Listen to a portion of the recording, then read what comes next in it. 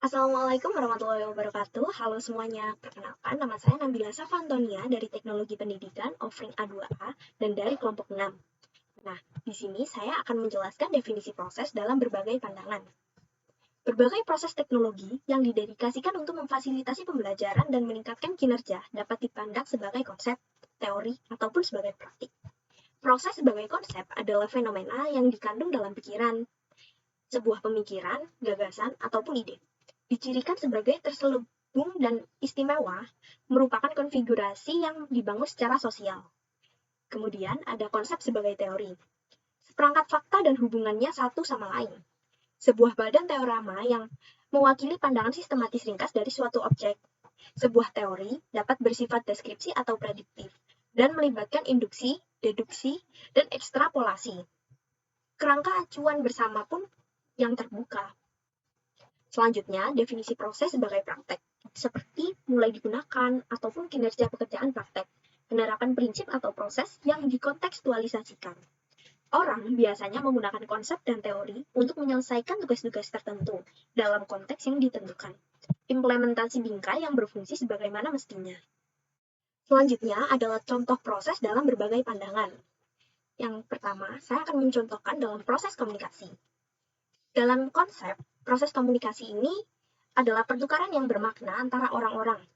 Secara teori, proses komunikasi adalah pikiran dapat dikodekan, ditransferkan, dan diterjemahkan dalam berbagai jarak di antara individu dan kelompok orang. Sedangkan sebagai praktek, proses komunikasi telah menghasilkan model komunikasi umum. Shannon-Weaver model pada 1947 mengusulkan bahwa semua komunikasi harus mencakup 6 elemen, yaitu sumber, encoder, pesan, saluran, decoder, dan penerima. Selanjutnya adalah contoh proses literasi visual. Sebagai konsep, bahasa citra terkait oleh penjajaran eksplisit simbol dalam ruang dan waktu, dapat dipelajari, digunakan, dan diintegrasikan sekaligus menjadi sebuah pesan. Sebagai teori, pesan visual memfasilitasi pemrosesan kognitif yang kompleks, karena visual memberikan informasi dan peluang untuk analisis yang unik. Sebagai praktek, literasi visual sering dipraktikkan melalui desain pesan dan ditandai dengan tipografi, tata letak, elemen, maupun warna. Selanjutnya adalah teori sistem pada proses. Diskusi singkat tentang teori dasar suatu sistem diperlukan untuk menggambarkan hubungan antara konsep proses, praktik proses dalam konteks teknologi pendidikan. Suatu sistem adalah sekelompok elemen yang terhubung dan bekerja sama untuk tujuan bersama. Proses bekerja dalam sistem dan dapat digambarkan dalam kerangka teori sistem umum sebagai sistematis, sistemik, dan sinergis. Nah, selanjutnya, proses sistematis mengikuti aturan dan prosedur yang berlaku untuk semua tahapan atau elemen dari proses.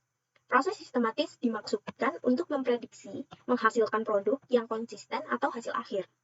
Suatu proses bersifat sistemik ketika ada bagian dari proses yang berpotensi mengubah komponen lain dari sistem, sehingga mempengaruhi sifat seluruh sistem.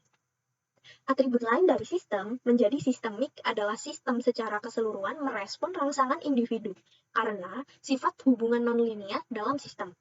Tidak ada hubungan sebab dan akibat yang sederhana, melainkan relasi sistemik yang responsif. Oleh karena itu, penerapan teori sistem umum pada proses teknologi pendidikan tentunya membawa kita pada pernyataan bahwa teknologi pendidikan yang efektif, sistem harus sistematik, sistemik, dan sinergis. Sekian dari saya, terima kasih. Wassalamualaikum warahmatullahi wabarakatuh.